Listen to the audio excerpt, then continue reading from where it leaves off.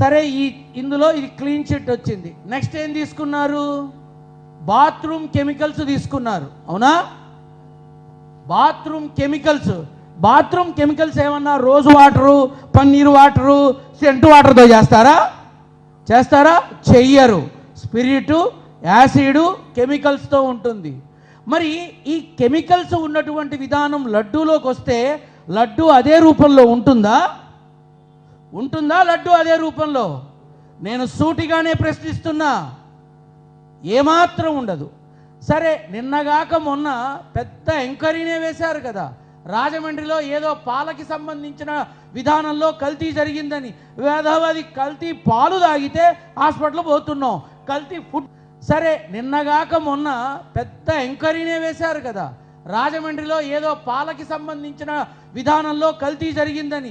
వేదవది కల్తీ పాలు తాగితే హాస్పిటల్ పోతీలో పెడుతున్నారు, ఫుడ్ పాయిజన్ అయితే ఏకంగా వైకుంఠానికి పంపిస్తున్నారు. అటువంటిది ఇంత కల్తీ జరిగిన లడ్డూలు దరిమిలా 1800 రోజుల పాటు ఎంతోమంది తిన్నారు. ఒక్క కేసు బుక్ అవ్వలేదే, హాస్పిటల్లో ఒక్క కేసు బుక్ అవ్వలేదే. స్వామివారి ప్రసాదం తిని జీర్ణవాయువు దెబ్బతింది అని, లివర్స్ దెబ్బతిన్నాయి అని, ఆహార వాహిక దెబ్బతింది అని, ఆరోగ్యం పాడైంది అని, కెమికల్స్ తాగితే మరి ఆ లోపల ఉన్న ప్రేగులు బర్న్ అయ్యాయని ఒక్క కేసు కూడా ఎందుకు బుక్ అవ్వలా? ఆలోచించాలి, ప్రతి ఒక్కరూ ఆలోచించాలి. ఈ మాధ్యమాల ద్వారా, ఇప్పుడు చూపిస్తున్న మాధ్యమాల ద్వారా యావత్ ప్రజానీకాన్ని నా యొక్క సందేహాన్ని మీ ముందు వ్యక్తపరిచా. రాజమండ్రిలో కల్తీ పాలు తాగితే హాస్పిటల్కి పంపించారు. మరి కెమికల్స్, కొవ్వులు అవి ఇవి కలిగినటువంటి ఆ ప్రసాదాన్ని తింటే ఏదో ఒకటి అవ్వాలిగా. ఎవరి దాకా ఎందుకు? నేనే రోజు తిని చస్తున్నా తిరుమల ప్రసాదాన్ని, మరి ఏమీ కాలేదుగా. దీన్ని బట్టి ప్రతి ఒక్కరూ ఆలోచించాల్సింది ఏమిటి అంటే, రాజకీయం చెయ్యాలి, రాజకీయ పరమైన యుద్ధం చెయ్యాలి.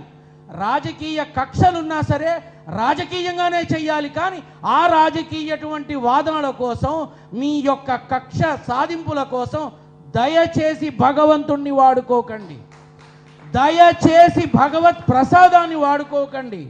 అది మహామహిమాన్వితమైన ప్రసాదం. యావత్ ప్రపంచానికి పంపబడుతున్న ఒకే ఒక్క ప్రసాదం తిరుమల లడ్డు ప్రసాదం. యావత్ ప్రపంచానికి పంపబడుతుంది.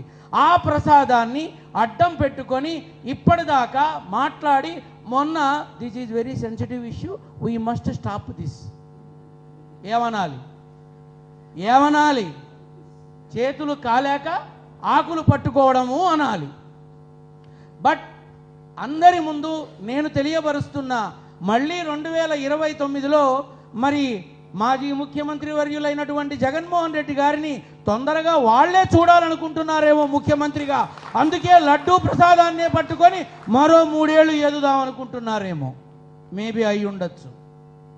ఇక్కడ మనందరం కలిసి గమనించాల్సినటువంటి ఈ లడ్డూ ప్రసాదం